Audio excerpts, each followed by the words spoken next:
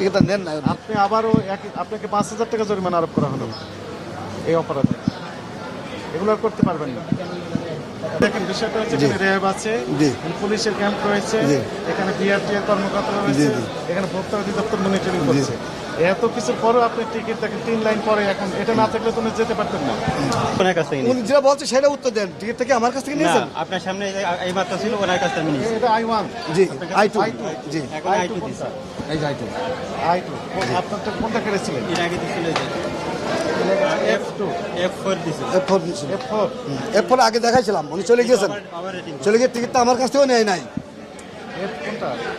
F4 এই যে F4 জি F4 আবার কার কাছে বিক্রি করেছে? F4 দুইটা একসঙ্গে দিয়েছি, মহিলা আছে দুইটা একসঙ্গে দিয়েছি, উনি নেন নাই তাই আমি দুইটা দিয়েছি। বিক্রি করছেন এটা? উনি এখান থেকে চলে যাওয়ার পরে ওনাকে যখন আমি দেখাইছি তখন উনি নেন নাই, না নিয়ে চলে গেছেন, তারপরে আমি দিয়েছি। এবার উনি ওইখান থেকে এই টিকিটটা আমার কাছে